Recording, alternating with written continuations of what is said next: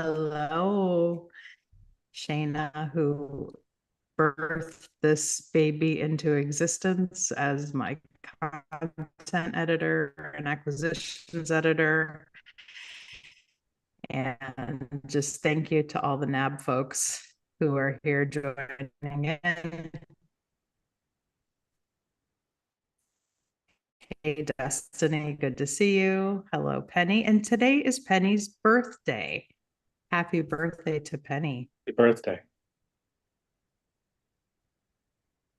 All right. So, assuming that technology is our friend, uh, I'm putting the YouTube live stream in there right now. So, we ought to be live on YouTube. If you should want to drop that anywhere on your socials or share it with folks. Uh, Hello, Irene from Puerto Rico. Irene says here, I'm one of the Peregrina sisters. So yes, we have this organized where you'll be meeting folks from different segments of my life. A couple of my graduate school friends. You'll meet Claire, who, when you read the book, Claire is going to be somebody who gives you a lot of laughs. And my Sestras de la Peregrinas, Irene and Kelly. And then, of course, John. Hello.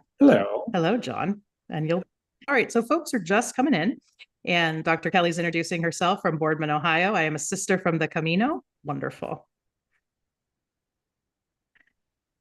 Just checking on Janice.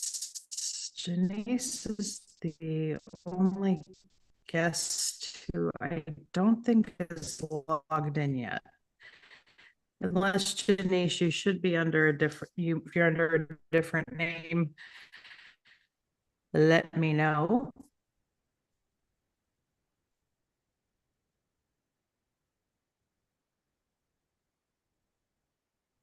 All right.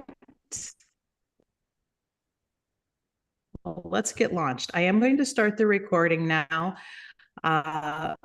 Right now, I just want to let you know before I start the recording, none of your faces, unless you're on the panel, will show up on the recording.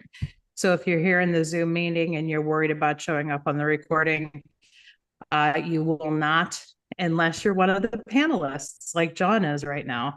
So let's go ahead and officially get us rolling.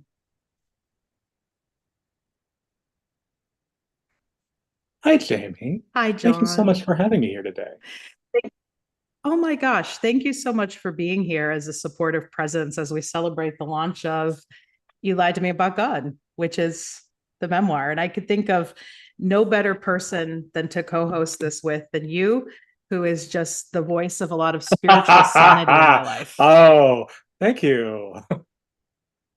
That phrase just came out of me, spiritual sanity. I don't know if you want to receive that or not, but I there we will are. accept that in the manner to which it was intended. Yes. Well, why don't you begin by telling these good people, telling the folks who are here for the release day webinar tonight, who you are, what you do in the world, and then we can get into talking about how we know each other. My name is John Michael Thornton. I am a Reverend Reverend John Michael Thornton. I do hang out with holy people still. Let it be known. Reverend John Michael Thornton. I am a psychic and medical intuitive. That has been my full-time primary job for about 17 years now, but I've been giving readings since I was for about 30. I was 16 years old when I first did my very first paid psychic. So briefly, very briefly, because you know what? My teacher said, no one takes you seriously if they're not paying you. I've got you. I said, I can run with that. Gotcha. So this has been that has been my job for a very long time, and I have been lucky enough to know Jamie for probably about half of that now, of that time that I've been doing this work. And we have a lot of other connections, but what it really boils down to is one of the things that we really bonded over was saying over and over and over again Mhm. that God isn't who Mhm. we've been told he is or what it is. And so it's really great to be here today. And I was one of the early reviewers of your book and was very excited to read it. I read most of it while my father was in the hospital. Wow. And and so after I wrote my review, I then edited it a couple of weeks later and went, nope, too negative. Lighten it up. Damn it, God. Yes. Indeed. Well, thank you. Thank you so much. When I mentioned that I wanted to do a release day webinar, which I usually do, a lot of folks will join us on a recording later, but I do like to have some kind of discussion in real time where we can. It just felt right to have you along as a co-host for this. Yeah, John and I met through the metaphysical world here in Northeast Ohio. I'm currently on the lands of the Erie Nation. I've being Northeast Ohio. Originally from Youngstown, which is its own character in the book, indeed. And Youngstown is certainly a character. Youngstown is a character. You know what that means if you're from this part of the world. And I live just north of what is now known as Akron, Ohio. And John and I, like John introduced himself, he is a psychic, he is a medical intuitive. And these are things that when I were growing up were evil or were certainly classified as evil on both the evangelical side of my faith and the Catholic side of my faith. And if you've not yet read the description of You Lied to Me About God, in my view, that is what makes this memoir, this deconstruction, very unique. That I got hit on both sides. I have a Catholic parent, I have an evangelical parent.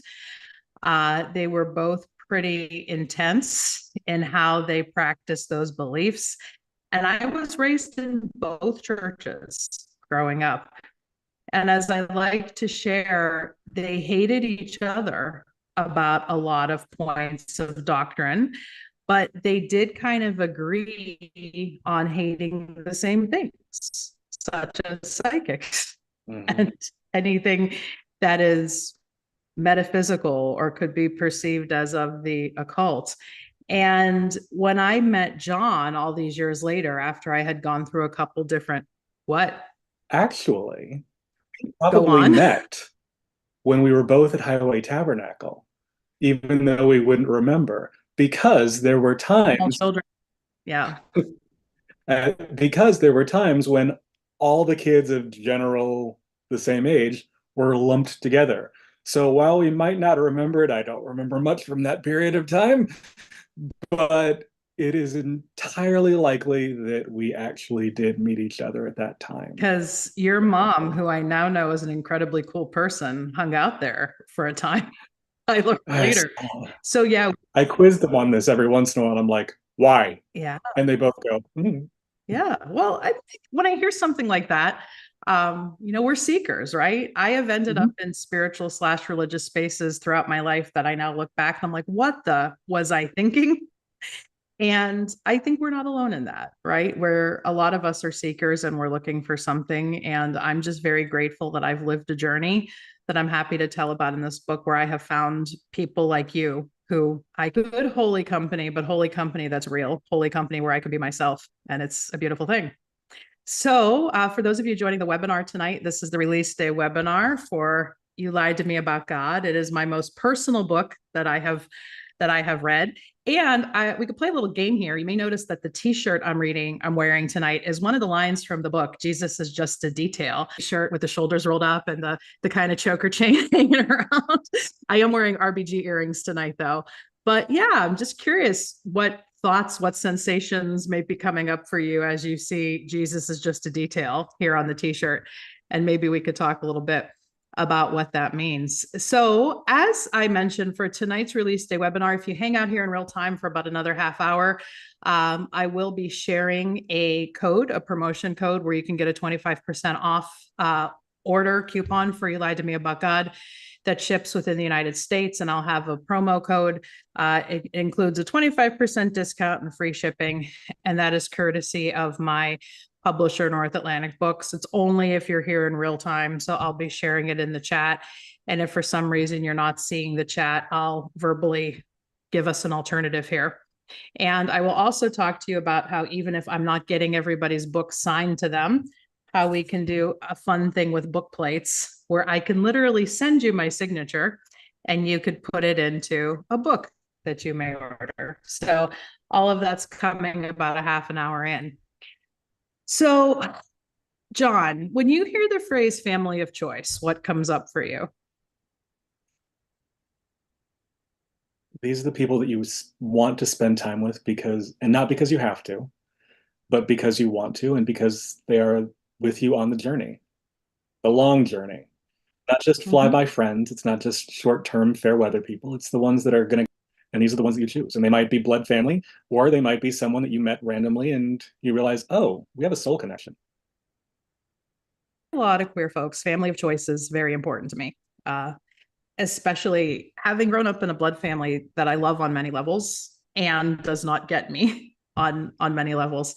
And so what I was able to put together for the webinar tonight is a panel, a couple different small panels where you will get to meet various folks who are referenced prominently in the memoir, not just folks who've become family of choice, but folks who were in many places on a lot of the same path I was on at one point, but really served as folks who helped to get me to see the bigger picture that I needed to see in order to heal. So the first friend I'm going to bring in, joining us from Ireland tonight, is Claire. So Claire, I'm going to ask you to There we unmute. go. You may Can you have hear to me? press something. Great.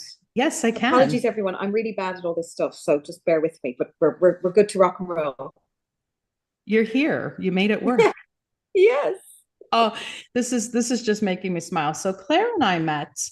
Correct me if I'm missing any of the dates here, but I think it was the summer of 2001. That is correct. Yes. Is that May correct? 2001. May of 2001 was right before you came for the summer. So I have known Claire for quite a long time. And Claire and I met in a very different part of my life when I was working part-time at a Catholic pilgrim shrine called Medjugorje.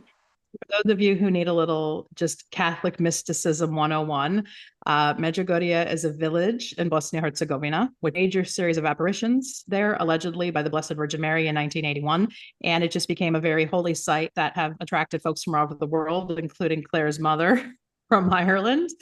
And then Claire started going there herself. And so Claire, what do you remember about that first time we met? Well, it's funny. The first time I saw you, you were the lead singer in the church for the English Mass, or you led the singing. We wouldn't say praise and worship heaven forbid we'd say that in the Catholic Church, but you ran you were just leading the liturgy. There you go.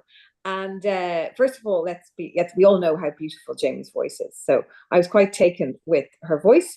And then I used to laugh because, say, our opening hymn is "How Great Thou Art." She'd emphasize by saying, page 22.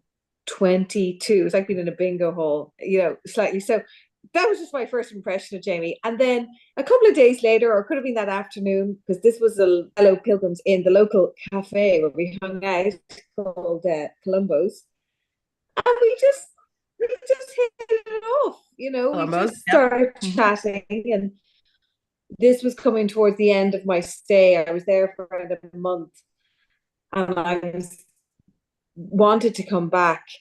I let my mother believe it was because I was being notified Catholic, because I fancied a local Croatian young lad, and I wanted to come back. I think it was like around 6 weeks or maybe 2 months later. And you were looking for someone to room with, aligned, because whoever was sharing with you was going to be gone a week before I was here. So that's how it started. And of course, there was no Facebook or even email. So we kind of, and then fast forward to, say it was July, I can't quite remember. I arrived with all my bits and bobs, including, don't ask why, a Norman Rockwell book, his love of Americana.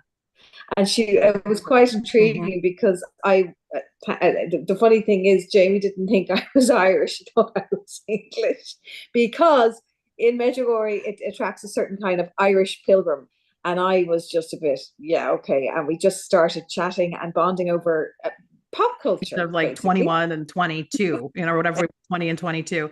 Yeah. And the thing with the pilgrim shrine like Medjugorje, and if you've ever been to an ashram or any other holy site, it is all kinds of young people who we don't know why we're there very often, looking for some recovery in my sobriety. And as I share and you lied to me about God, I met the people I needed to meet, like Janet, my first recovery sponsor, who's no longer with us, and Claire.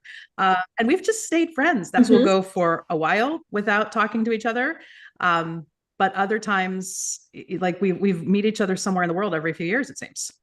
Very much so. Twice the international travelers. Well, you certainly are, and I follow suit, And what I remember, though, even about that first summer of our friendship, was you asked such beautiful questions. Oh, okay. Right. So, and I write about some of this in the book, how I was definitely more into the whole devout Catholic thing at that point. Like I was at least trying it on, and as an Irish young lady, you were raised very Catholic. You went to Catholic high school, as we would call it. Yeah. But you would just ask me the most random questions. Like, do you believe people who have an abortion are going to hell? Like we'd be watching, Sex and the City on TV. And then in the next breath, you would ask me a beautiful question like that. Or, but what do you really think about the church's teaching on birth control? I just remember we started having a lot of amazing conversations. Yeah, it was actually funny you say Sex and the City. It was very Sex and the City meets the Vatican kind of thing. Hours we'd be chatting. And I always remember one of my clear memories of that particular summer was this intense heat. There was this, it's hot there in the summer, but this was like a heat wave in Ireland. But I was in my swimming togs sitting in the bathtub with cold water, and Jamie, and there was numerous other people, a few Irish lads there. We were debating Irish politics. Remember that? And every so often I would just shout out some fact that so there we go. We jumped then to like history of Ireland and how we were oppressed. Jump back straight into religious topics or faith-based topics. And funny, Jamie, how things have changed. You were the very conservative out of us two, more conservative than me. I was. I'm more conservative.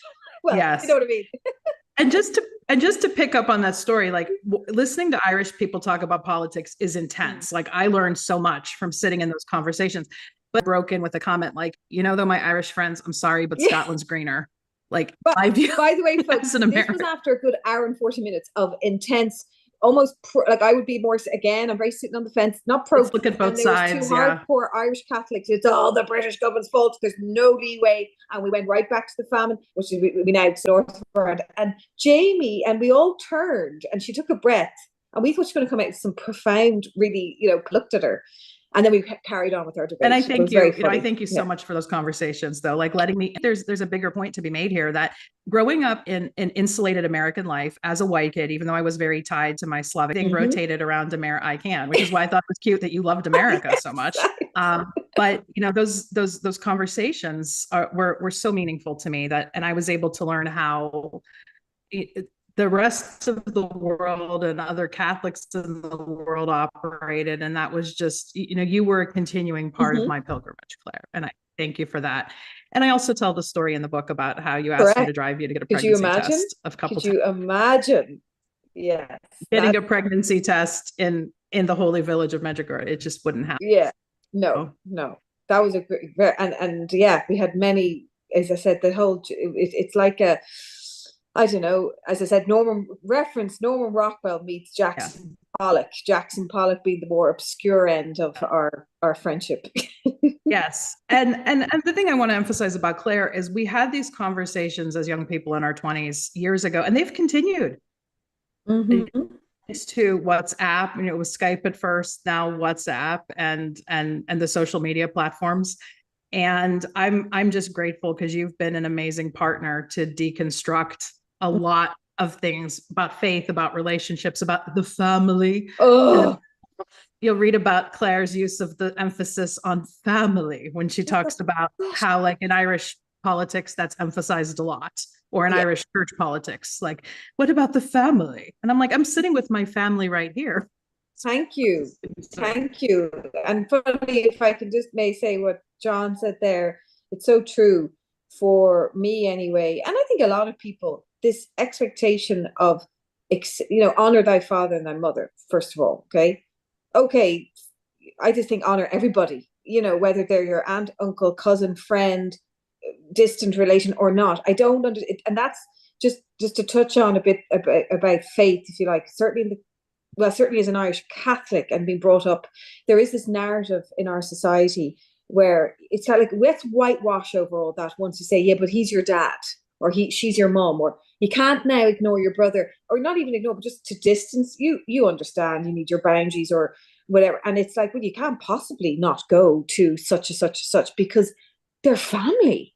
And I always, and touch another quick thing, Jamie, that's kind of linked.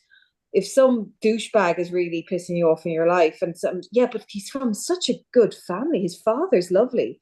It was like, yeah, I'm sure Joseph Fritzl's father was nice too. You know, this obsession that a family thing, you know, we're all individuals, you know, and I would be very, and since I was a little kid, I've been very blessed with very good circle of friends at that time. And my mom used to question that. Would you now, I'd say you'd be much nicer with your friends. You know, this, I know familiarity is contempt and all those cliches are true.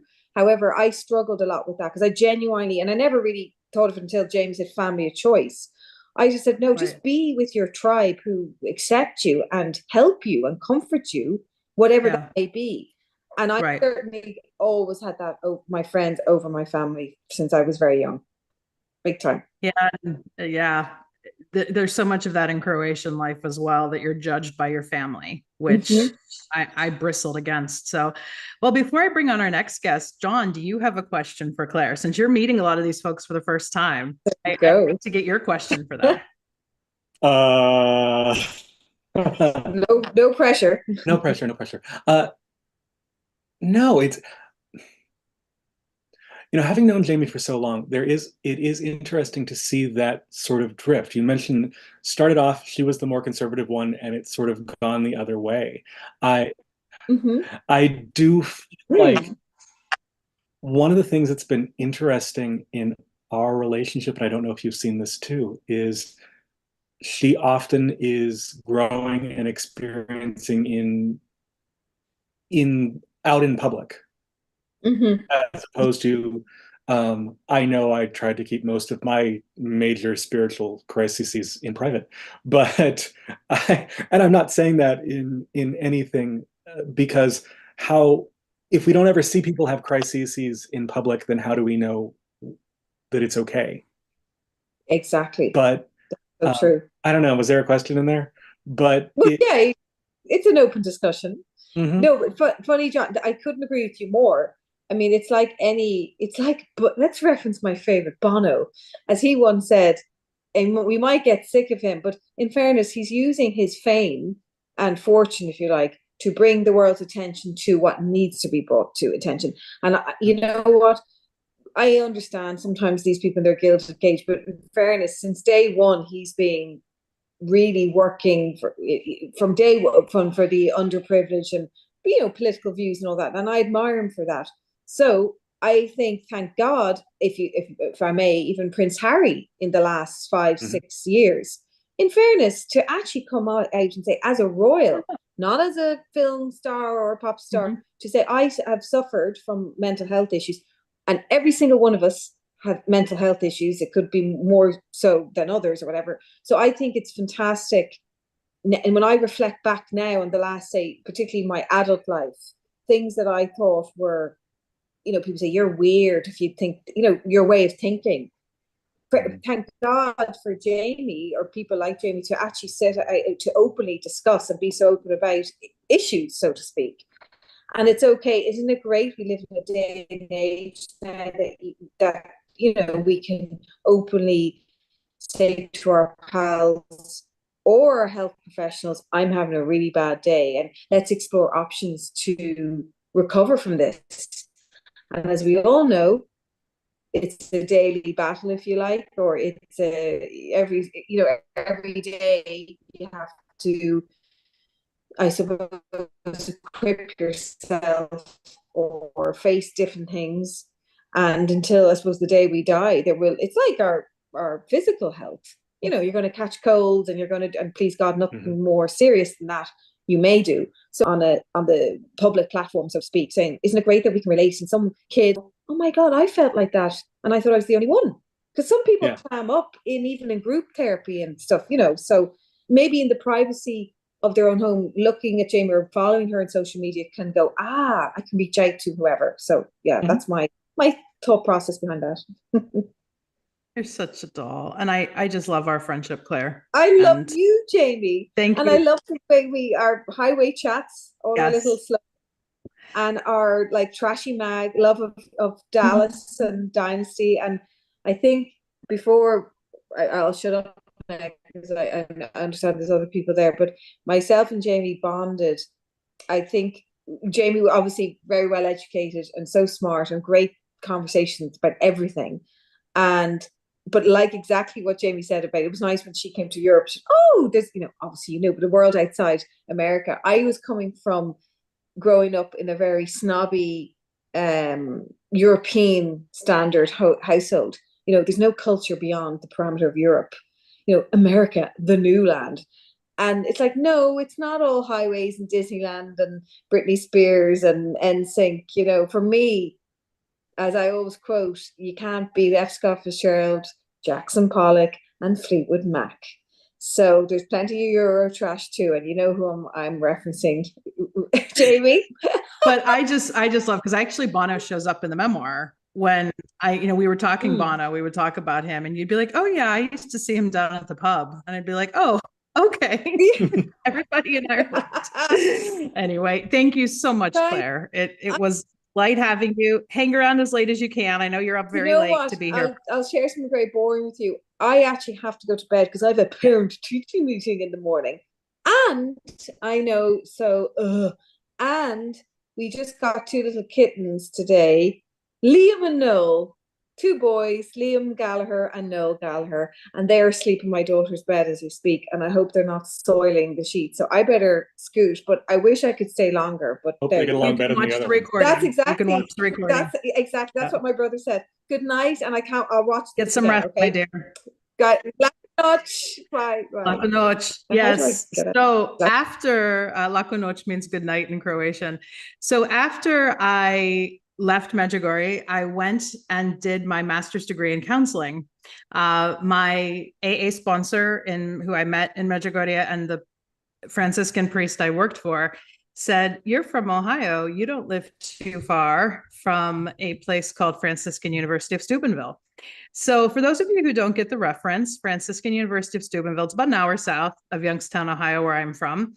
And it is classically considered one of the 4 or 5 most hardcore conservative Catholic schools in the country. Because think about Catholicism and all Christianity, we have different flavors of it, right? I like to say we have James Martin and Richard Rohr Catholics, and we have the kind of Catholicism you see at Franciscan. So who I want to invite on next were the 2 friends I was closest to in that program. We have Janice Kaufman-Young and we have Joy Giroux. So welcome to both of you. I think I will have to ask you to unmute because of the settings.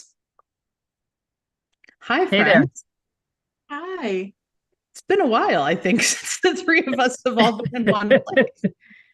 I don't think we've all seen each other together since graduation, actually. Yeah. Oh, yeah. Yeah. Very cool. So I started at Franciscan in fall of 2003, and I graduated in 2005. I think a lot of you who know me on this call know my brother is a Catholic priest. He did his undergrad at Franciscan. He started kind of right as I was leaving.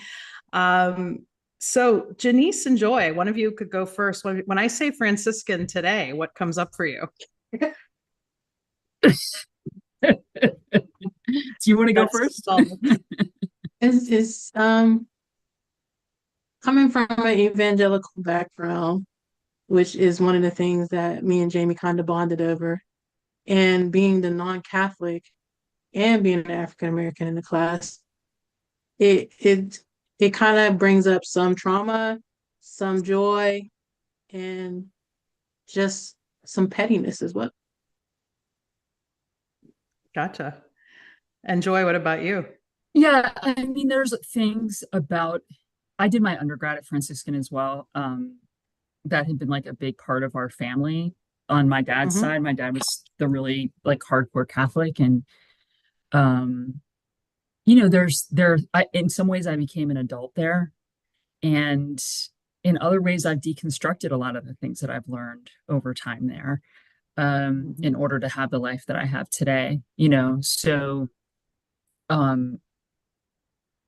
and I would say that. And then the other thing I would say is I think, you know, a lot of the things that were taught as like foundational values in the counseling program, I would say are BS now, you know?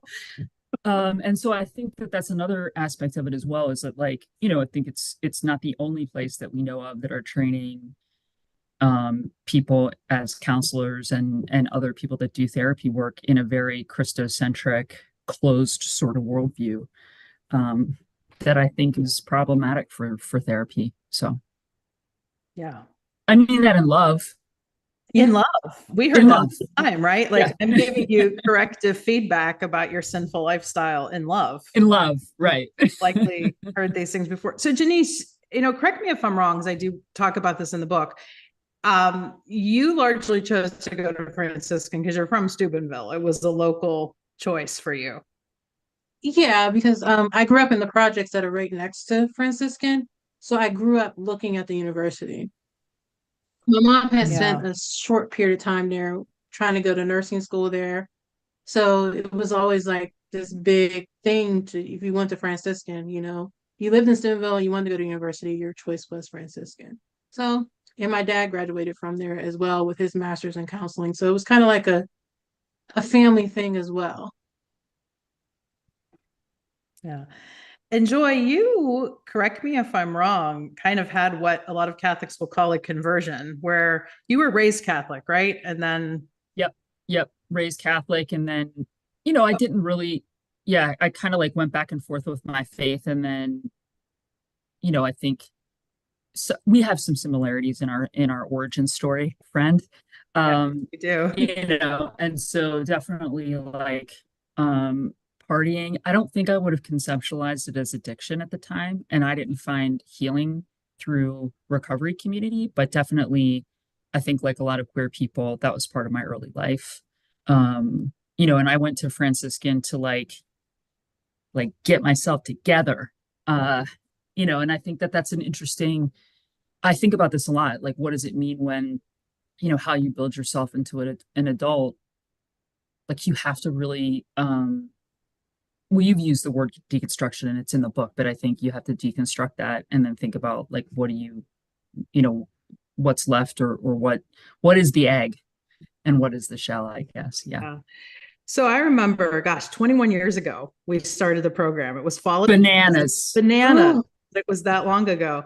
And I remember I walked in and I was sitting behind Janice, day one, part one, techniques class.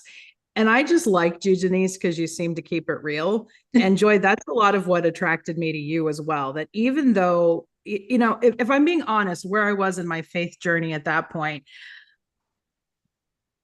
I believed. I definitely had a strong faith. I wanted to do the Catholic thing. I wanted, you know, it was kind of pitched that if I live my life in holiness, I will find my husband there and all of this. And then I started seeing kind of some of the candidates, and I'm like, do I really want to be married to these guys? No. Amen, girl. Yeah. And the interesting thing was, and Joy, I think this is where our story has a lot of parallels. You know, I was 24-ish when I started the program. I had already come out to myself at 19 when I was in this in-between church period. Yeah. And then, you know, so I had come out, but then I went back into the closet to be, you know, holy again, or to be a churchy person again. And so, you know, I went in fully like trying to work I mean, that's AA language, but like trying to work the program of being a good Catholic. But it just didn't fit me the more and more. And I know you and I, Joy, and Joy, Janice, I think we had these conversations too. We had plenty of classmates in that program that we were like seriously concerned about. Like I would not want them to be seeing classes. Amen. I don't know if y'all remember this, but our first day, there was a dude that raised his hand. I hope one of you remember the story. The guy raised his hand. I don't remember even what the prompt question was, but the person just raised their hand and the professor called on them and he went, I don't believe in schizophrenia. I think it's demon possession. And then I think, no, I don't know if this actually happened. I hope this is true because I hope I'm the kind of person that would do this. But what I remember, I don't think this actually happened, but I remember raising my hand and going, I don't agree with anything that guy says for this year. I don't think that part actually happened. I think that's in my mind, but I do But what I remember do that. remember, what I Yeah. do remember, Dr. Kelly is another guest joining us later. She's really good friends with Jerry Corey. And we were watching, the Dr. Gerald Corey group tapes with him and his wife doing group. And I remember this one professor we had was commenting on a gay participant in one of the groups. And he threw out to the class, well, what do you think? Is she really gay? And I think that was the first kind of break my heart moment I had of like, is this, can I do this? Mm-hmm. And wasn't even, can I do graduate school here? It's like, can I do this Catholic thing if we're going to be asking questions like that? I think that was a class where the priest was involved, and yeah, we challenged the priest because he was from another country, and then we all got talked to by the professor about how you're not supposed to confront priests. I know you were in that class with me, Janice. I don't know if Joy, anyway, I don't think so. We were in a lot of, because we had some mixture in our classes, but it was just weird times. And I remember by the time we got to like doing clinical videos at the end of our program, Joy was about the only person I trusted to do like role-playing videos with. And Janice, I trusted with a lot of my questions and a lot of does this seem off to you? Yeah. About the way certain folks were. So I do mention this in the book, and hopefully I won't embarrass Joy too much, but I did have a crush on you. Incredible. It was one of those, I just loved your vibe, do respect your wife right now. I loved your vibe. I loved your energy. And then we were a few years out of Franciscan. You had gotten off of Facebook for quite some time. And when you got back on Facebook, it's like Joy Giroux is married to a female's name. And I'm like, I knew it. I knew it. You don't have to tell your whole coming out story here, but yeah. I think since we are talking about deconstruction and the journey tonight, it's like, dude, what happened? I love being able to talk about it actually, because I think it's a way of repairing harm I did, right? Because I was part of the church too. And so there were times that I gave testimony to something that probably didn't bring people freedom, whether or not that was my intention and impact are different, right? And so it's a joy to be able to tell my coming out story as a testimony. And I started my second grad program to become a psychologist, and I had been working in behavioral health for a while, and I had come to learn to meet all kinds of people, right? So I think something that's common in Christian programs is we all talk about who we're not going to treat, right? We're not going to treat queer people. We're not going to treat people who are sex offenders, or we're not going to treat, right, anyone who makes us uncomfortable. And my first job in Pittsburgh was working at the county crisis program. And so I met everyone. And I usually met everyone on their worst day. And so it's hard not to have compassion for someone when you meet them on their worst day, no matter what else is going on for them. And so I think that journey of learning compassion for others, as I then started my grad program, I had queer people around me, like, damn it. It was another Catholic school, but it was like Catholic in like a real way, where it was like subversively Catholic. That's how I think of real Catholicism now.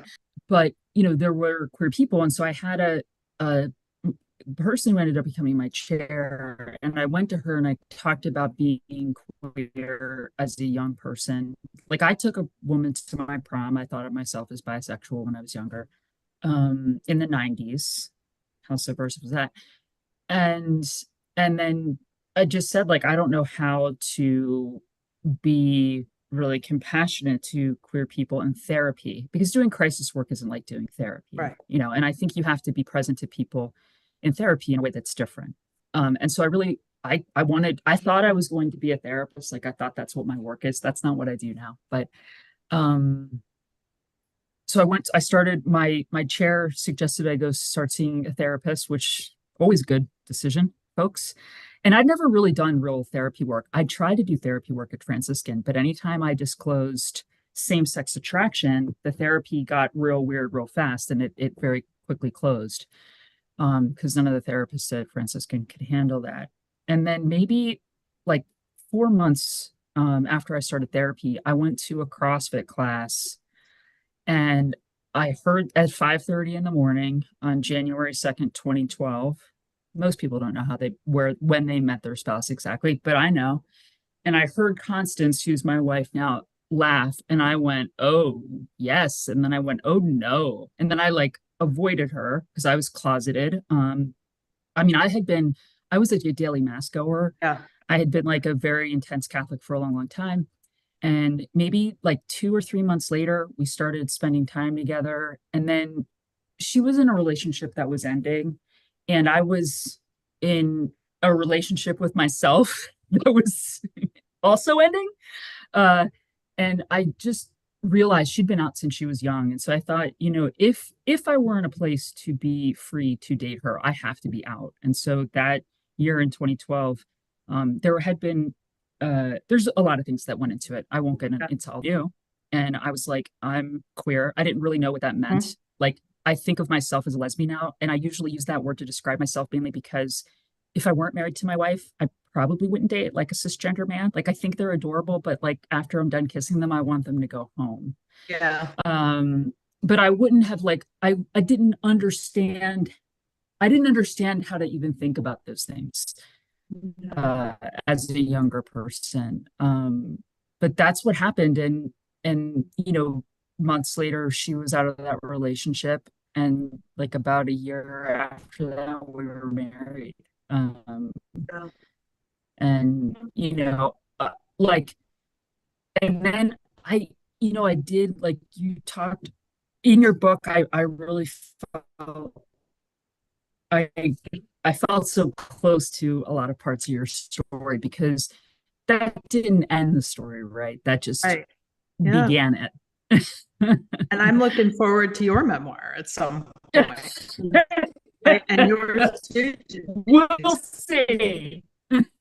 Both have amazing stories to tell. Enjoy. I remember that day when I knew you were out and married to him. Because I at that point was just kind of planning my public coming out, even though like I was out to people who mattered. And I remember because my brother knew Joy. Joy knew my brother Franciscan. And I remember literally getting on the phone with him. And I'm like, guess who is married to a woman? And it was just my way of starting the conversation with him that eventually I had a few years later that, hey, I'm queer too. And this may be me one day. And we have to talk about what that'll look like for you, Father Paul. Yes.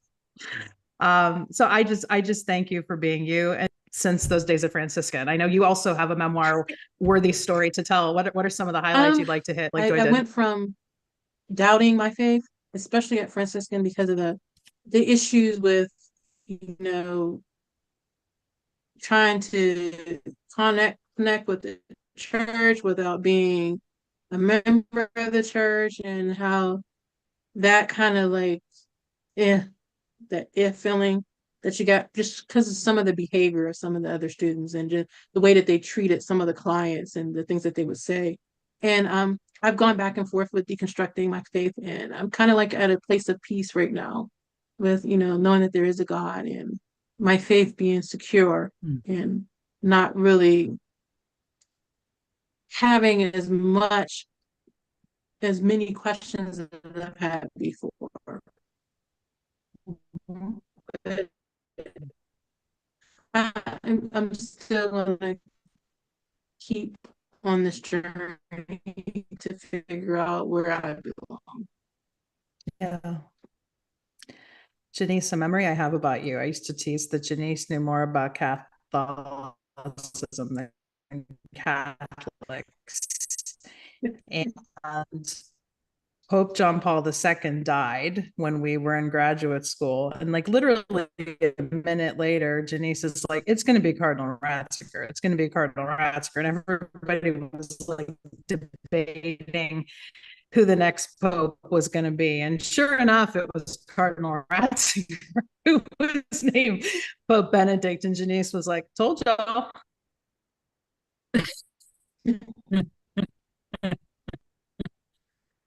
I have been forced to read his memoirs and things in undergraduate because I have my undergraduate from Franciscan as well.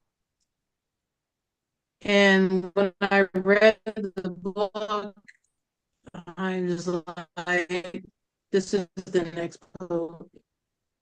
Just by reading his feelings and things like that. I just felt like it was a continuation, and plus the picking of a German poet would be such a healing thing in the church. That was my thoughts on that. Mm. Well, he Yeah. did make Hildegard a saint for all his faults. I will give him that. Which she was like the ultimate feminist saint who was blackballed from the saint list for so many years, but took a German pope to make her a saint. So John, Also, I just want to say, like, Janice, way to like reframe Cardinal Ratzinger as the Pope. Like, that's a really lovely, that's really lovely. Yeah. yeah. I think we've done a lot of reframing together. And again, I know we've fallen in and out of touch over the years, but I'm glad we stayed in touch, you know, to be here at this moment 20 years later. So So happy for you. I am so happy for you that you've gotten to express yourself. And Same. yeah, that the things that you've kind of buried and we kind of knew, but allowed you to wait till it was time. And I'm happy that it's your time. Mm. and a true deep thank you to the two of you for being my sanity in that program. And just like I introduced John as a bastion of spiritual sanity in my life, you two were that for me in the program. And I'm glad, you know, I was able to shout it out in the book. So John, I know you're kind of our discussant. These are also, you know, the other guests who are coming on, but these also, you're meeting them for the first time. So what are your impressions or your questions here in this conversation? What I thought was so interesting was you saying so many that there were so many people in your training program who you thought these people should not be therapists. And so for various reasons, I've had a lot of clients over the years who were therapists in the mental health field. And the level of like personal chaos so many of these people go through as they start to realize that their thoughts and beliefs going into counseling didn't survive the first 6 months of actually working with human beings. And were they going to stick with the way that they thought therapy was going to be? Or were they going to actually try to help their patients in a way that actually seems, helpful? And what I think is so interesting is when I started seeing these people, I don't know, 15 years ago, started seeing so many counselors, there weren't a lot of places for them to go if they were thinking what feels normal. And back then, I feel like a lot of those readings were a sneakier reality and your spirituality and your attempts to actually help people and dual tap dancing to make it work. And now, granted, I am seeing a self-selecting population of people who are already far enough outside of the norm to want to come see a psychic. You'd be surprised how many people want to come see a psychic. But they're there's more places for them to go now. Mm.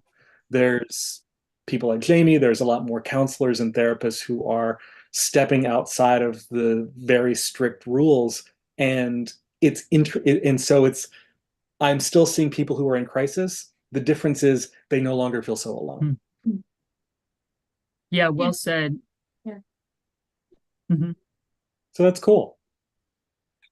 And I, reflect on this in the memoir, how actually then starting the profession fully like blew everything open for me.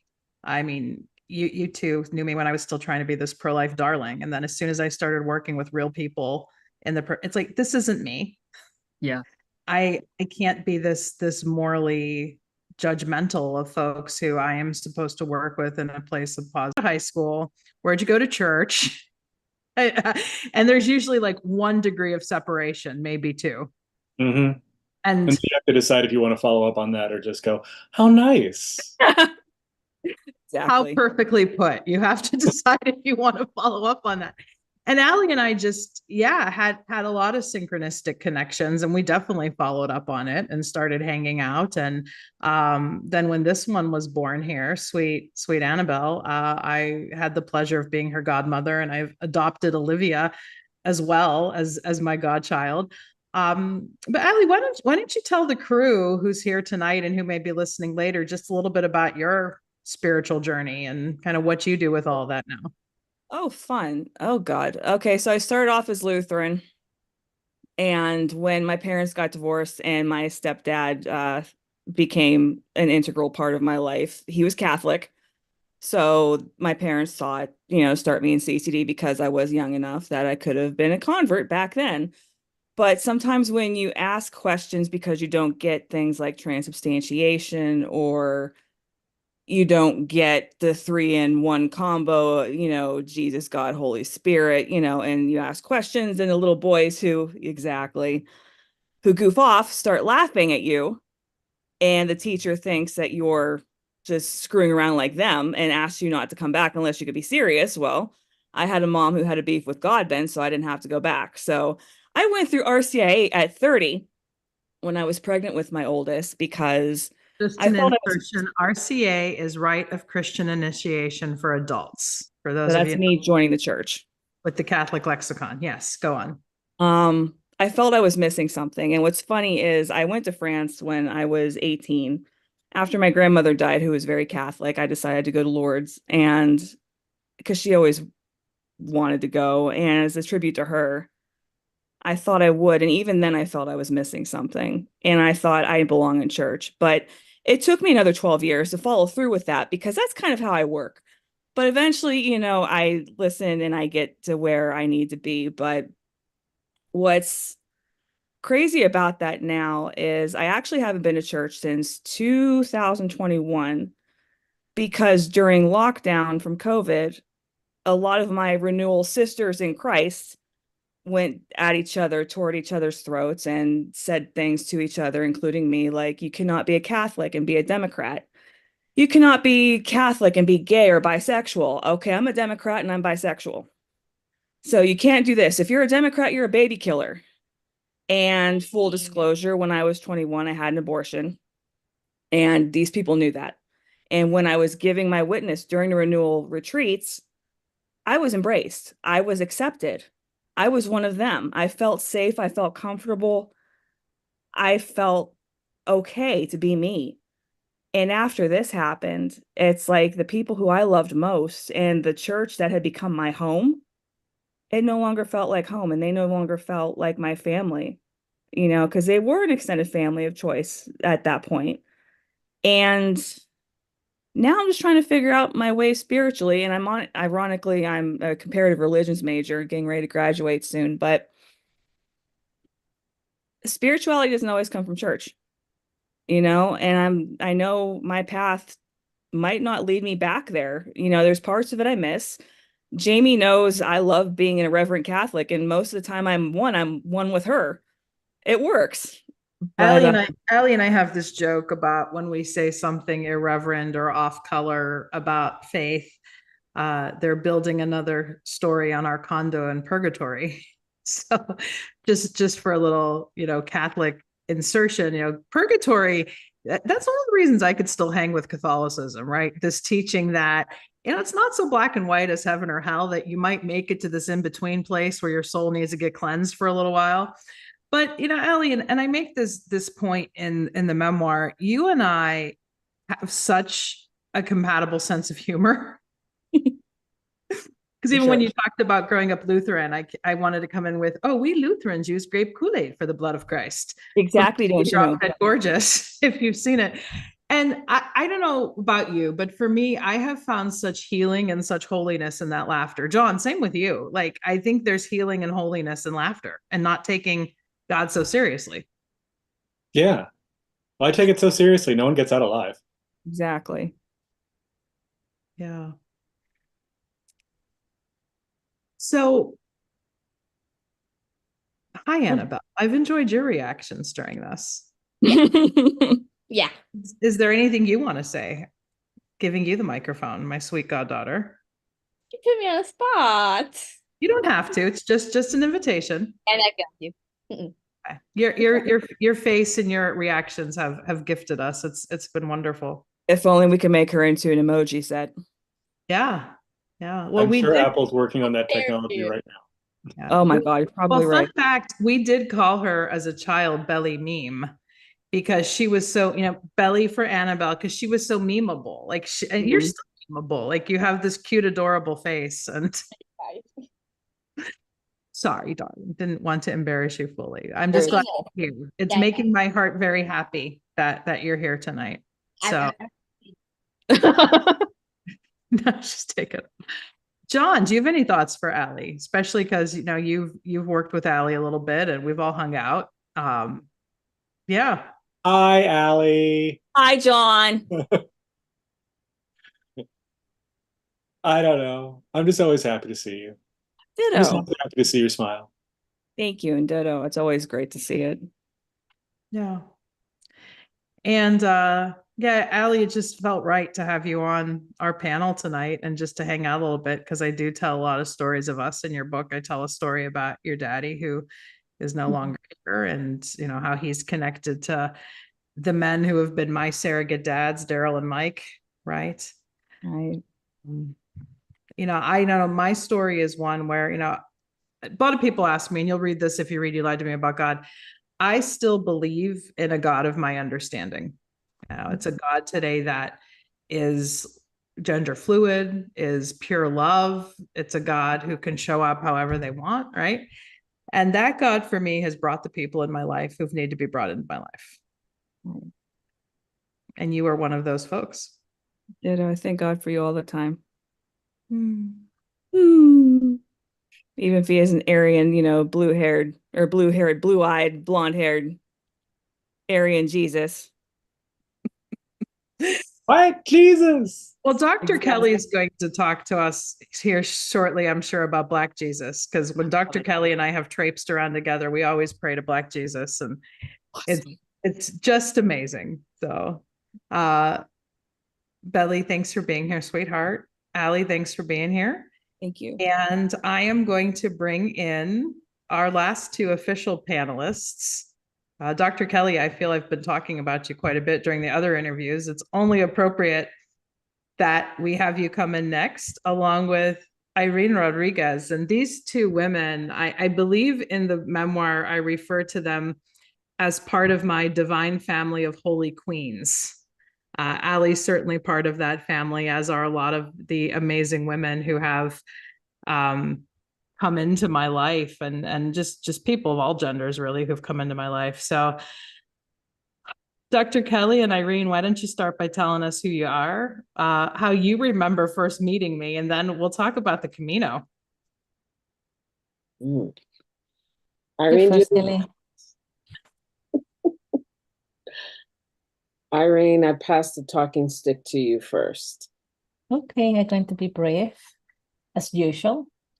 I met Jamie, I don't know, 2012, 13. Yeah, was all about first about professional. I was training in EMDR therapy, and then from there I started to Google. And surprised, they were Dr. Jamie. and so I remember email her about a training that they were offering, and she was so kind in the same way that they are now, and they invited me to her home, and I was like, oh, what? In their home? What? So I still get emotional, and I'm so honored to be their friend, because the same Jamie that I met, and almost, I don't know, 10, a little more than 10 years ago, is the same that I have as a friend now. And from there, we've been in collaboration as work, and now we are sisters. And we have shared a lot of things, isn't it? We do. We were just Yes, on many a work memories. vacation together in Montana last week, and yes, many beautiful. memories. Yeah, Irene and Kelly both have this quality in my life. They both technically started as students, but then they've also become my teachers and my friends and collaborators, and it's just a lovely thing. Dr. Kelly, so good to see you.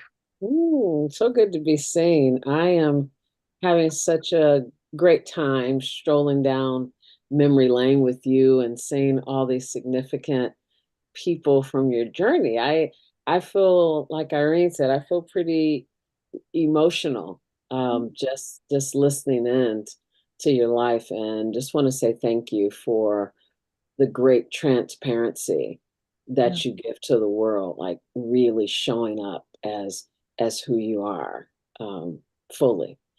The first time I met you, and you might not remember this, but it was actually in 1999, and you signed me in for my EMDR training.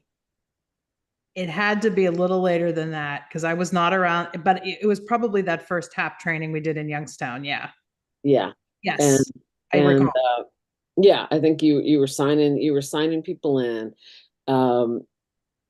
And I just kind of, because we're in the same community here in Ohio, I always heard about the things that you were doing, and we always crossed paths. I remember when you finished a dance training. I don't know if it was at Kripalu or Omega, but you were like, I am going to do this dancing program. And then dancing mindfulness started taking root. And I would talk to Janet Thornton about you. I was like, Jamie, there's That's this. John's mom. Yeah, because Janet Thornton is my person too. And so I was like, Jamie is on fire. And I was like, I needed the millennials to become a catalyst to do many things that I wanted to do and had not, because I was doing a million other things and hadn't always put my creativity in the forefront. Yes. So Jamie was like a great enzyme for me because of your courage, and because of your, I'm gonna do the damn thing no matter what it is. Whatever I want to do, I'm gonna do it. So I was really inspired, and then I said, hey, I'm gonna go back and finish my EMDR training, and just on and on from there. I'll pause there because I could keep on That's going. my new positive cognition. I am an enzyme. And I just want to say I technically identify as a Zennial, not a millennial. Zennials are the generation between Generation X and the millennials.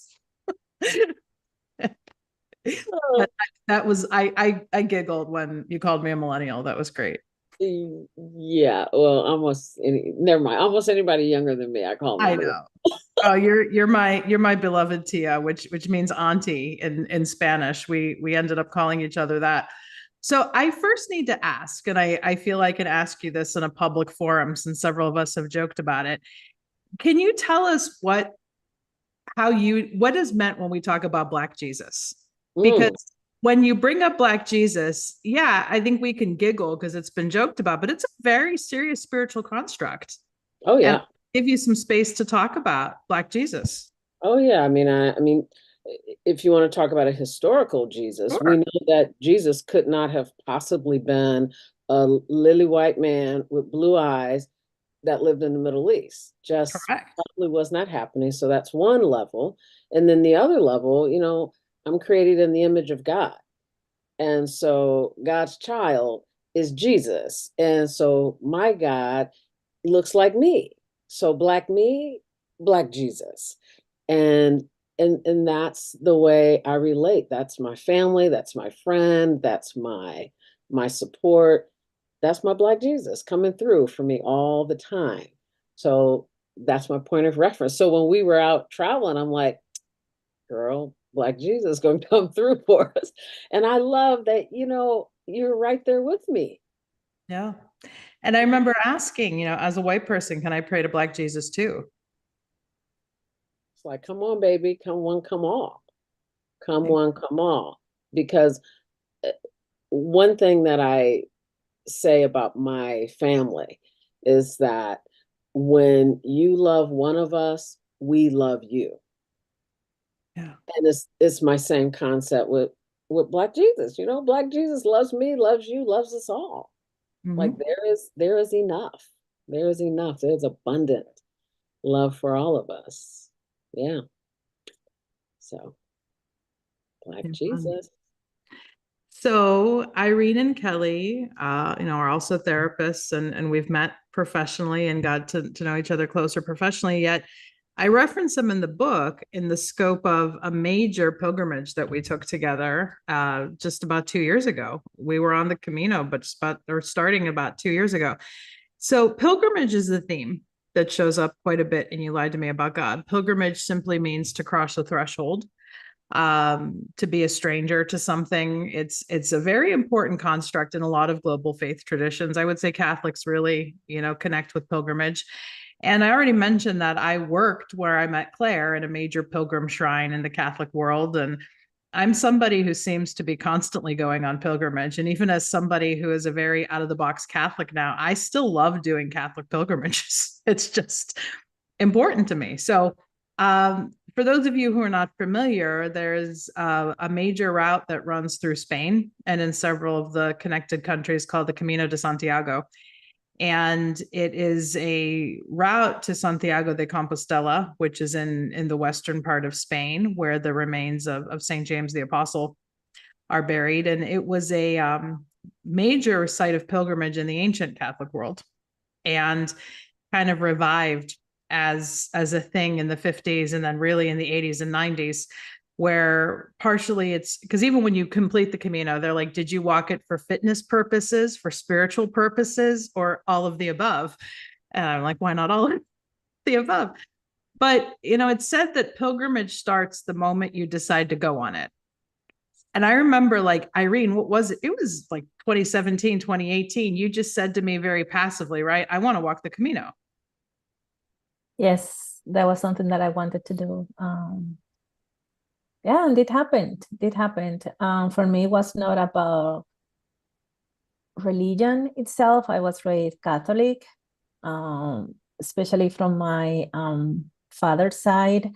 I have my issues with it, especially with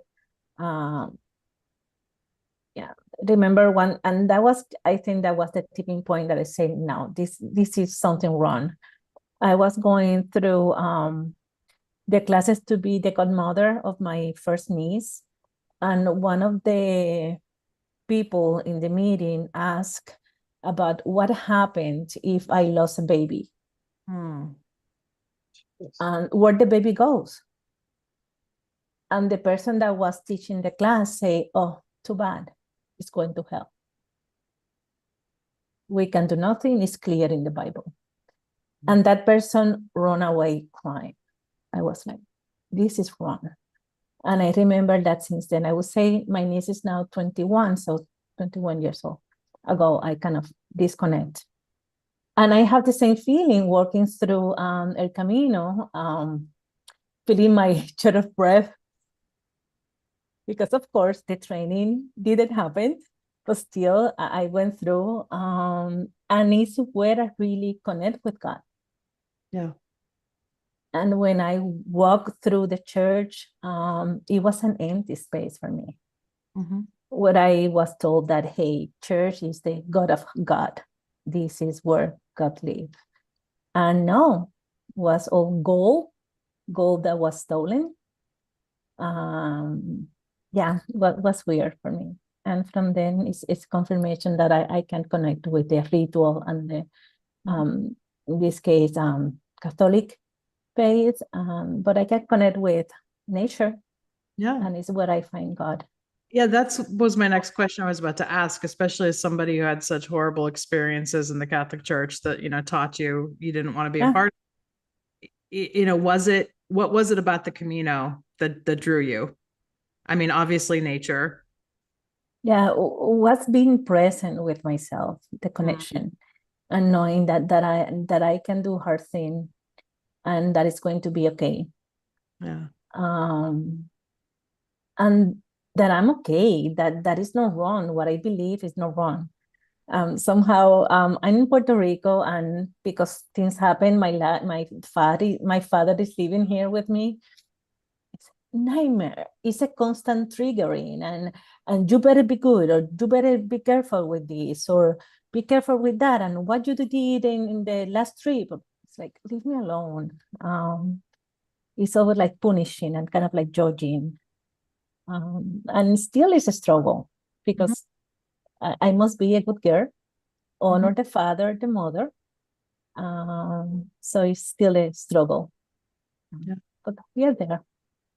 So Kelly, tell us a little bit about because you also grew up Catholic, and anything you want to share about your spiritual background and what called you about the Camino. Well, I had always had in the back of my mind since the first time I heard about the Camino that, I would love to do that. I would love to make that journey, to be on that trail, that path where so many other pilgrims have been, where I think about the energy and spaces like, oh yeah, how many prayers, is in that path, in that earth. And I wanted to experience that, even though it was a scary thought for me, like, oh, wow, can I commit to the Camino? And I think Jamie was interviewing me for Dissociation Made Simple, I think it was, and made the comment, oh yeah, me and Irene are going on the Camino. And then I was like, oh, I would love to go on the Camino with this. Just like, oh, I'm gonna ask Irene. So there I was. I kind of horned in on your trip, and it just felt right though. We were the Holy Trinity. we were the Holy Trinity, and just our visual representation on the trip. I mean, an African American woman, a Latina, a white presenting woman, Croatian woman. I mean, we had so many different reactions in different spaces, whether it was racism, I'll call it what it felt like, what it was, racism, or just curiosity, or people treating us with a lot of disrespect, or it was such a microcosm of what the flipping world is and what needs to be healed. And yet there we all were together, some days sleeping pretty much on top of each other, and no food, and so cold and so cranky, and me snoring, and just a whole cacophony of everything. Like, but we're still going to do this together. We might want to rip each other's heads off, and we might need to go outside and take a break, or meet each other at a coffee shop on that Camino. But we're going to do this because we get to, and we got to do it our own way.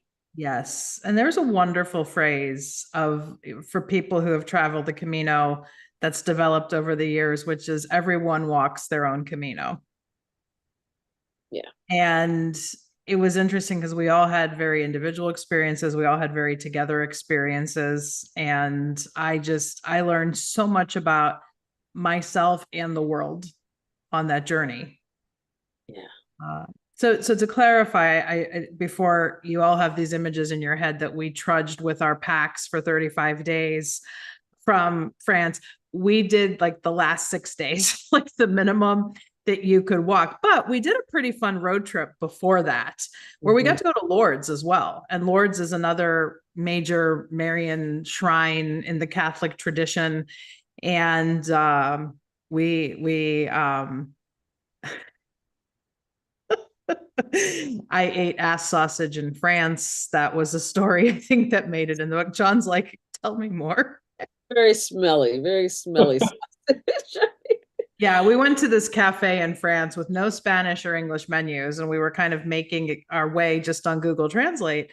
And I ordered andouillette sausage, thinking, oh, I like andouille sausage.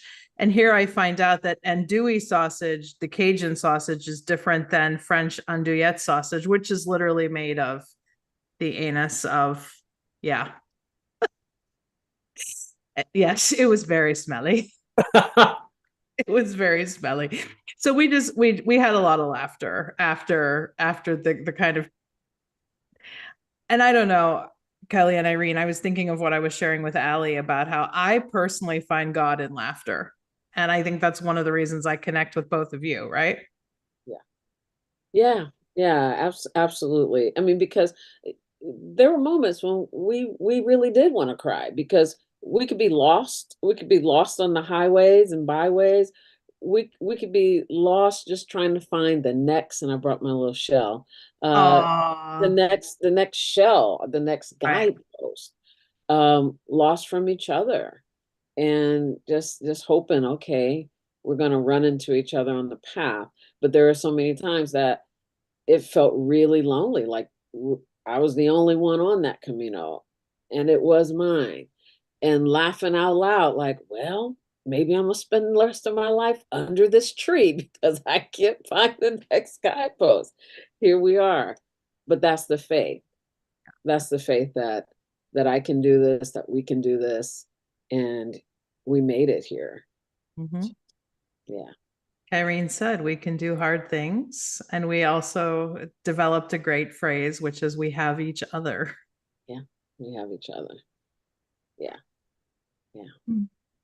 John, Yeah. your impressions, your questions from the Camino or for the Camino. Okay, I gotta say that when you were writing about the Camino, I took it in what I remembered and took away from it was very different from the spiritual journey. I really resonated with the physical trial of it, and how challenging it was. And yes, I have known you long enough to know that you can be a quite stubborn person. Really? But it was interesting to read that internal struggle of, am I pushing to myself to a point where this is just stupid and self-destructive? Yeah. And really sitting with that and struggling with that question, because I know that I have done that to myself at various points, whether it be stubbornness or dedication or whatever else. That idea of, is it permissible to take the easy way out? And I remember you writing in some places of, all right, we're shipping the luggage ahead, and I'm doing this, and I'm doing this, and I'm making these other options. That, am I cheating? Is that still okay? And if the idea of pilgrimage is to overcome struggle, it's overcoming a struggle even if it looks like you're doing it the easy way from the outside. Well put, John. Because you did overcome a struggle in that, of asking yourself the very important question of, am I going to regret this for the rest of my life because I pushed on doing it the hard way? And if the answer is yes, don't do it. Yeah. And so beyond the religiosity or the spiritualness of it, what I took from reading that story was more pushing yourself to the point of saying, all right, there are better ways to do this. And I give myself permission to do that. The work of pilgrimage. Right. Overcoming the ego. Mm-hmm. Yeah, overcoming the ego and what is best for me right now. And also recognizing that sometimes pilgrimage that is put in front of you is not the pilgrimage you need. The pilgrimage that is for everyone is going to be counterproductive for you. When I did my yoga teacher training, we were supposed to have a day of solitude. The teacher said, draw a circle in the sand and sit inside it for 8 hours. And I said, no. And why not? I said, is this a requirement for graduation? Because if it's not, I'm not doing it. This is my first opportunity to be in this environment, in a desert, on the ocean. I'm not going to spend it sitting inside of a circle, which I could do anywhere on this planet. I'm going to go, and I walked in the desert. I found a small shrine to Jesus next to a small watering hole. And so I walked in the desert, I talked to Jesus, and I got mildly lost. I felt like it was a great pilgrimage, and it didn't require me to sit in a circle for 8 hours, which sounded like detention. And I really took from that both your story and my own experiences of you take the pilgrimage you need to take. And if you're not being graded for that, do what you want to do. Or what you need. Mhm. And besides, I've read for you, and having done a physical reading on you, I'm like, you wanted to walk how far? Yeah. Yeah. It's, I mean, my knees are trashed after the experience, and I am going to need surgery if I'm ever going to do a big hike like that again. But Allie also showed up in the Camino story because, unlike the ancient pilgrimage on the road of St. James, I was able to text my best friend at various points along the way back in the US. And yeah, there was a moment so to make a very long story short, I injured my right knee pretty badly when I was in high school. It was a sporting thing. And I've lived with bad knees my whole adult life, regardless of my weight. And often I've struggled with my weight because I'm not as active as I would like to be. I do like to hike. And when I found out like the daily totals, I'm like, I really think I could train for this. I could do this. And yeah, if it was all flat land, I would have been able to hike it easily. But the downhills just absolutely killed my knees. And it got really bad on the second day. And then the third day, it was horrendous. And that's where I had this profound reflection about like, what is self-injury? What is pushing through just to show someone you can. And so I did a lot of that work of pilgrimage. And I remember texting Allie from the road, and I checked in with Irene and Kelly later that night on Irene's 50th birthday, which we were so happy to celebrate on the Camino. But I just remember telling Allie, like, I feel at war with my body this whole journey. And Allie responded with those famous words, pal, this is not a holy war. And I just made a lot of amazing connections about my body on that Camino. And one of it was to change the doctors I was working with when I got home. And I found two amazing physicians. You know, one is a orthopedist who does not hold my weight against me. And another is a queer physician who operates at the Pride Clinic up in Cleveland, who gives me the most unconditional care I've ever received. And I'm just grateful the Camino experience gave me that about the physical body. But John, I'm really impressed with how you picked up on that in the reading, that there was so much about the physical body, but for me, it's all connected, that doing the work with the physical body is spiritual work. Yeah. And so many of us try to separate out the mental, the spiritual, and the physical and put them into these distinct buckets. And when you actually start doing the work of being an integrated human being, you realize pretty quickly that the more you try to separate this stuff out, the less it works for you, and the less your body and your soul work together. There's a reason why we're here in these physical bodies, and it's not just because we look so fabulous in them. It's because we're supposed to learn the lessons of the physical body. Yeah.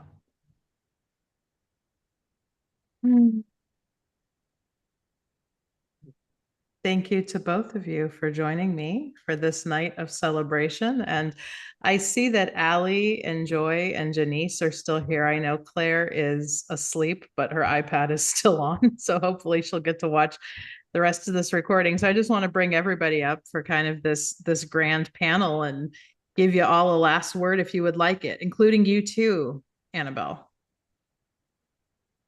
And then she's like, no. We are like the Brady Bunch, indeed. Oh, and there's the cat. They could stand in for Claire. John, maybe is there a final question you have for everybody?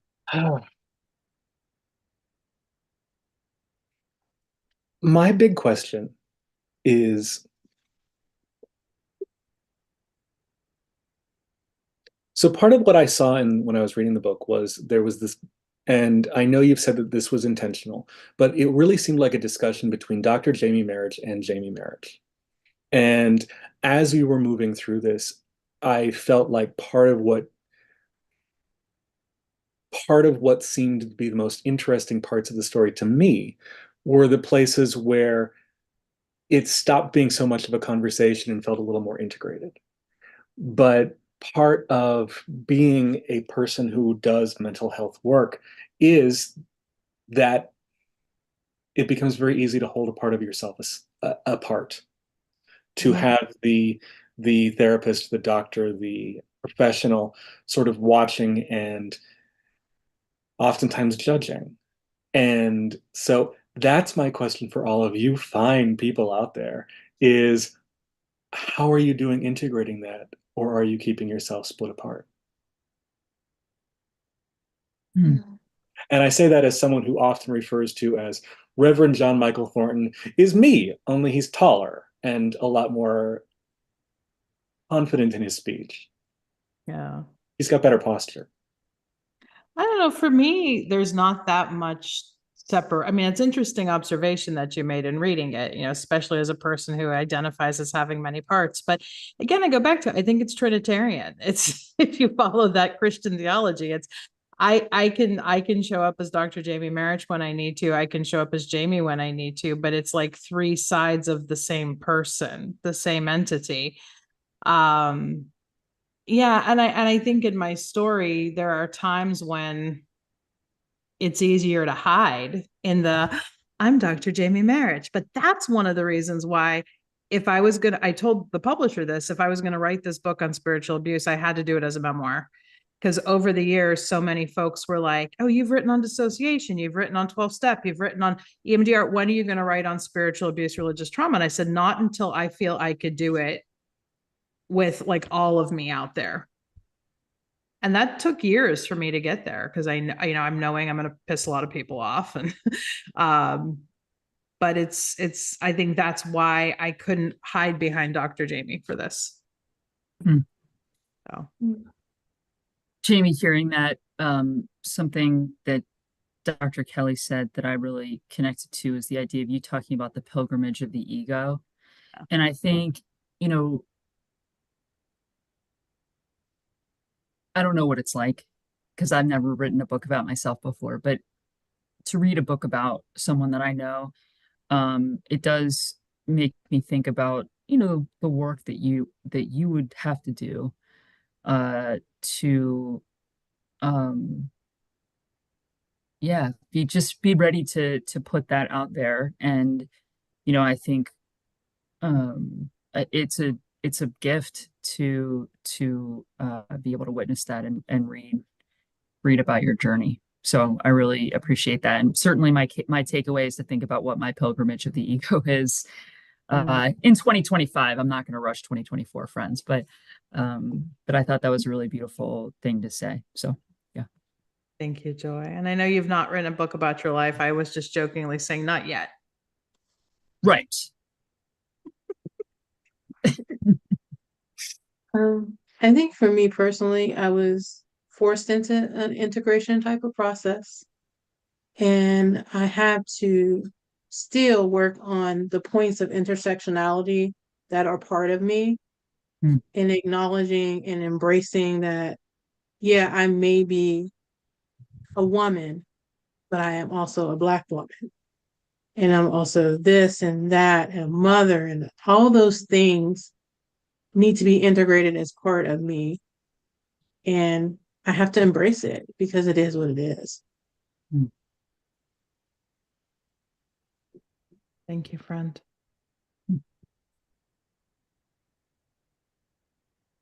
Yeah, and all those parts are so important to the whole of who we are and what we bring to life and to the world. I remember one time asking Jamie, like, Jamie, how do you like keep all this together? How do you keep moving forward with these projects? And Jamie said something like, well, there's this part of me that can just get it done. There's this part that moves through and I lean on that. Hmm. And I thought about that. I thought about that for myself. Like, what does that mean for me to lean on that part in myself that can move something to the forefront, that can shine it up even when I'm tired, or that can just show up and support myself in all of the different parts that are swirling inside of me. Um, and but the one thing I'll say is that Jamie is a huge inspiration for me. And I was at a conference with my son, who is a counselor in training. He just passed his counseling license. He passed his comps. He's getting his doctorate. And so we went to a conference, and so he was able to see me in my professional world, not just as mom doing a lot of talking, but kind of mom with my professional hat on. And as we were coming home, he gave me the best compliment ever. And that compliment was this: Mom, you're the same wherever you go. Like, your professional self is your personal self, is your mom's self, is your best friend's self. And I wanted to cry, because for me, that is the integration. Like, that is it.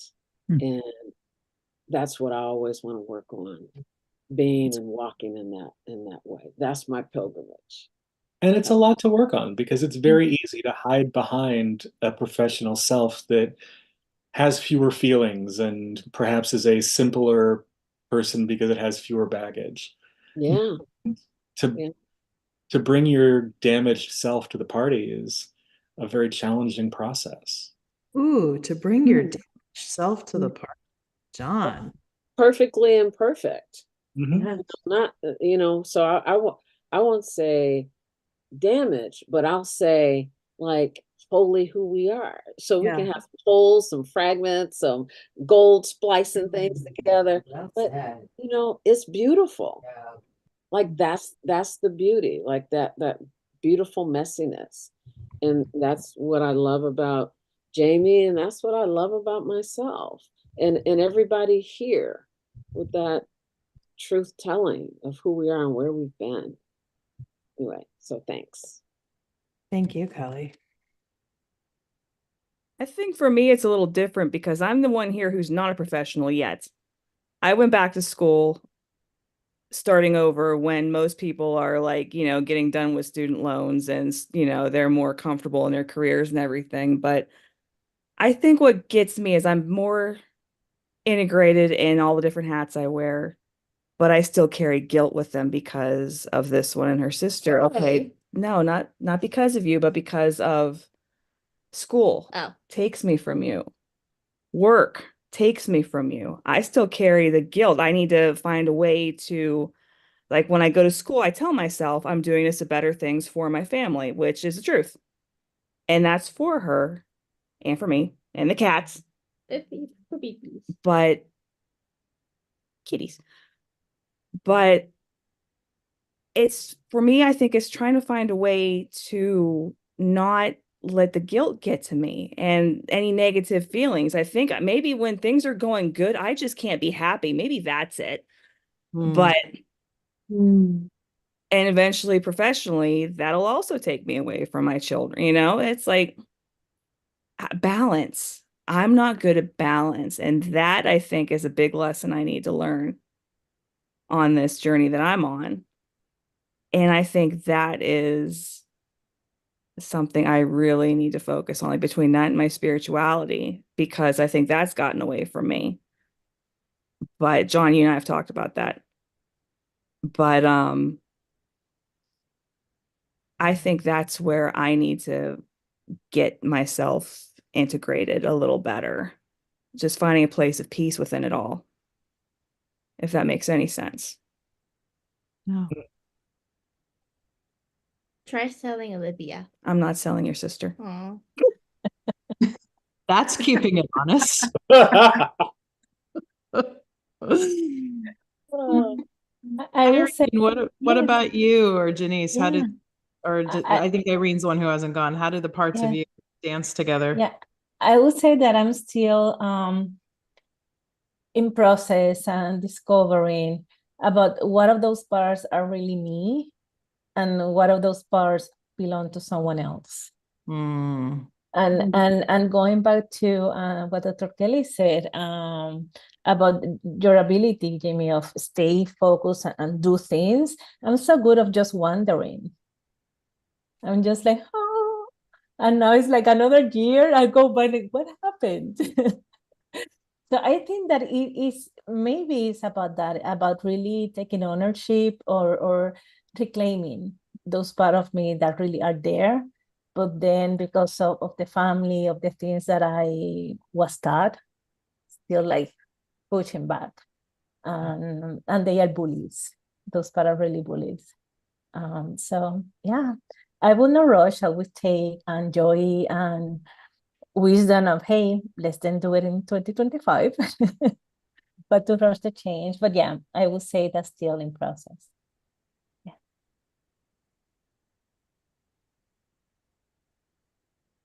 Well, and why wouldn't it be in process? We're all still here. We're all still learning. We're all still changing. And so it's like, what does done look like? Yeah. And I remember this is not, this is from, it's a quote. No, everyone that wandered is lost. Right. I don't know. I hear that. So yeah. I also like the corollary to that is, in all fairness, some who wander are definitely lost. Because I have felt that way myself at times. I'm like, no, I'm wandering. I don't know where I'm You know, to that though, yes, Joyce saying like Lord of the Rings. I think some of the times I felt most lost though was within the church, trying to be somebody I wasn't, especially on the evangelical side of things. And then later I saw some of the same things happen in Catholicism. And I don't have an ashram representative on the panel tonight. That would have been the last thing that brought this a little bit more color. But I'm going to be doing an online spirituality summit a little later in the month with Stacy Piccolo, who I spent some time with, studying yoga in an ashram. But even there, that was kind of like my last test of getting involved with an institution. And I write about this in the book, thinking like I need someone else to tell me the way out. And that's a lot of what kept me in the buildings of church and ashrams and whatnot. And yeah, Joe, I'm glad you mentioned Lord of the Rings, the quest. I think that's the ultimate pilgrimage, was the pilgrimage within, right? Being lost is cool. My father used to say when I was coming out of his church and wandering and questioning and kind of without religious identity, he would say, oh, you're just a tumbleweed blowing in the wind. And it would be a pejorative. Mm-hmm. And I've learned to really reframe that as like, that's not a bad thing, because that means I'm a seeker. And knowing I don't have all the answers, knowing that my doubts are still there, is how I stay, hungry for, you can think of it as God, as divine, as connection. It's what keeps me waking up every morning, right? Jamie, something you just said. Oh, sorry. Oh, no. I was going to say, growing up, we had our neighbor next door used to say, you're never lost if you have gas in the tank. You're just That's on what Kelly just said. Yeah. Oh, yeah. Okay. Sorry, I wasn't reading the chat. But yeah. Now, granted, she was talking about literally gas in her car tank, but still, it's the same thing. If you've got gas, you're just on an adventure. Yep. Now, if it's ticking on empty, then you might be really lost. But before then, it's just fun. That's what AAA is for. And knowing how to take care of your damn self, so you know how to fill up the gas tank. I mean, I know everybody's kind of admiring all the things I do. Trust me, the crashes without gas have taught me when I've needed to. And I've learned to do that preventatively. I mean, one of the greatest pieces of self-care advice I ever got from a therapist mentor was an Israeli woman who told me, you learn when you live in the desert that Mm. if you drink water when you're thirsty, it's too late. Mm. You have to be constantly nourishing, constantly watering, Mm. constantly. Yeah. And it's just brilliant. Joy. I know you, I had to unmute you. Go ahead. Yeah, I was thinking when something you said had me thinking about in my first experience when I left the church. And I continued to go to mass even after I met my wife. And then Cardinal Ratzinger, aka Benedict the 16th, or as I like to call him, B16, wrote this document that essentially said that like abortion, euthanasia, and gay marriage were the fall of Western culture. Yeah, 2012 special. You know, and that was really when I decided I wasn't going to go back to mass. Because for those of you who weren't raised Catholic in the Catholic Church, we were taught to believe euthanasia is murder and abortion is murder. I have different ideas about that now, but the idea that someone would say that the relationship with Constance, which is life-giving to me in many ways that I never knew was possible, was the fall of Western culture is A, insulting, and B, I was like, why would I allow some abusive man to continue to say this to me? But my first experience outside of that was to go to a Unitarian church. And if I were to identify with the faith tradition, it would be with Unitarian Universalists. I don't, but if I were, that would be where I would sit. And something about it that I think was really lovely was to know that I was sitting in a room worshiping a God of our understanding, and all of us recognizing that we didn't understand. You know, like we don't know what that you know, what that human being, that non-human being, right? Like, so I think about like the idea of like they them pronouns. I never had pronouns for God until I was like they them, you know. But I think the other part of it was that the idea that God has put in me a sense of right and wrong that comes from me, and comes from exposing who I am at my, you know, most true self, versus being imposed by someone else to tell me what I have to do or how I have to live. And I will say that I sometimes have experiences where I meet people that knew me at Franciscan, because I was like, this is so lame to say, but I was like kind of a big deal for a while there. You Like, were. Oh, you right. were. Yeah, you Yeah, were. like I was involved in like the prayer meetings they had and things like that. And if you meet me now, I'm very similar, you know, and what Christians learn is that Christians believe that like if you leave the church and love a woman, that you're suddenly this nefarious person who has no moral center anymore, right? Or doesn't love people or doesn't. And I think to be with Unitarians, and to have a totally different way of thinking about, like, they don't think of original sin, they think of original blessing. Like, what a profound, yeah.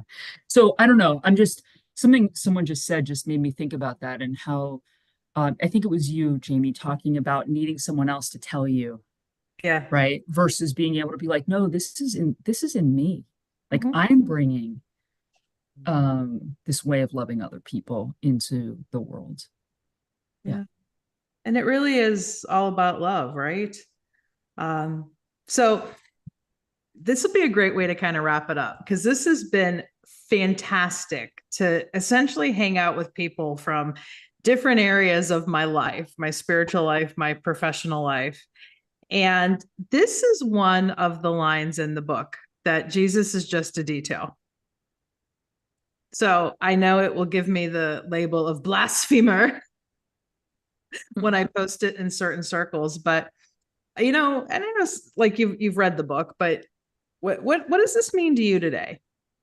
Jesus is just a detail. Anybody on the panel? To me, it reflects on how we as humans have the audacity to say what God said. And to identify ourselves in these different categories, and you can't do this, you can't do that. Have you ever noticed that most of the denominations in Christianity are basically about how you can't do things, never about what you can do? Yeah. And I think when we embrace that part of God that allows us to do, then Jesus is the detail. Yeah.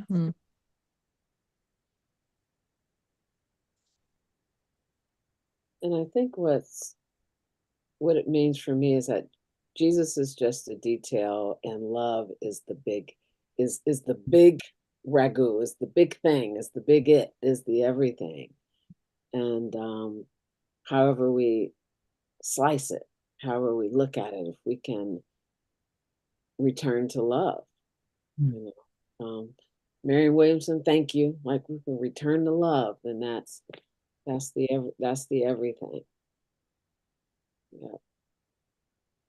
Jamie, you know, my kids are in parochial school and it's not the best environment, especially for learning about God, as I think God would hope to be learned about, or Jesus.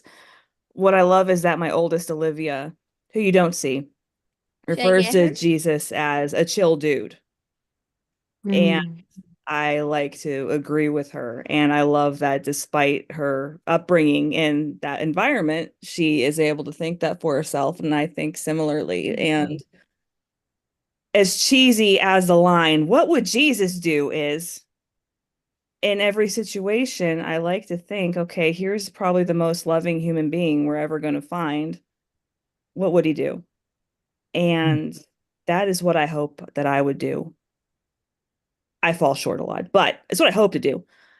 But his life to me is the epitome of what I would hope to be. So that's my detail. I mean, it's a big ass detail, but An important detail for sure. oh yes,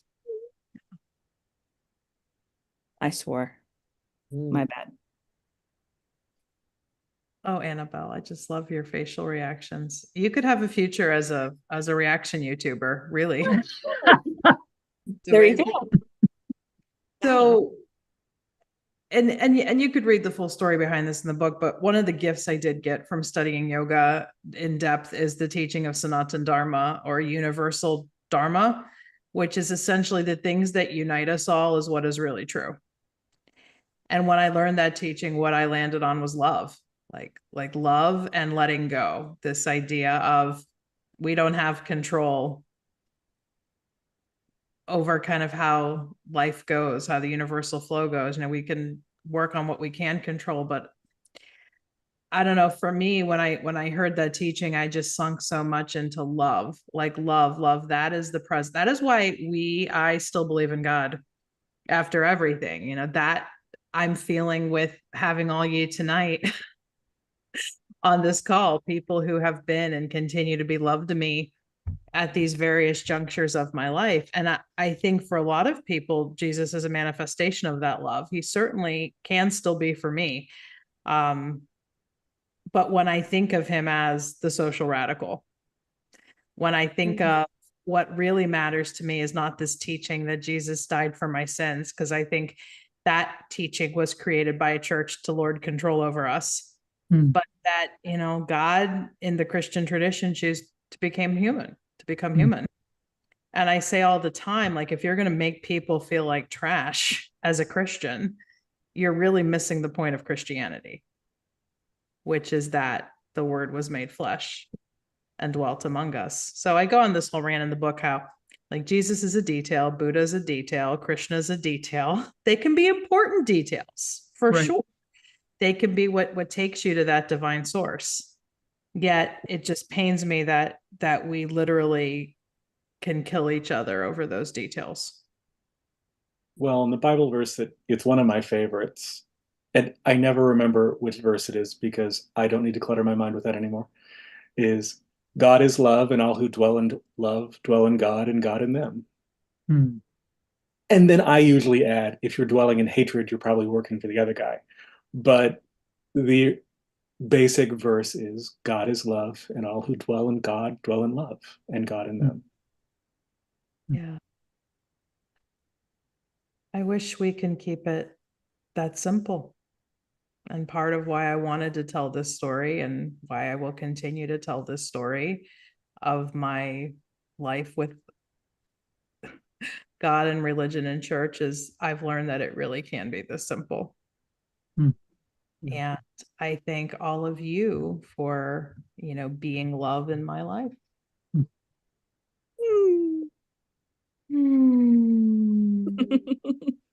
All the feels. So thank you, everybody who attended here in real time.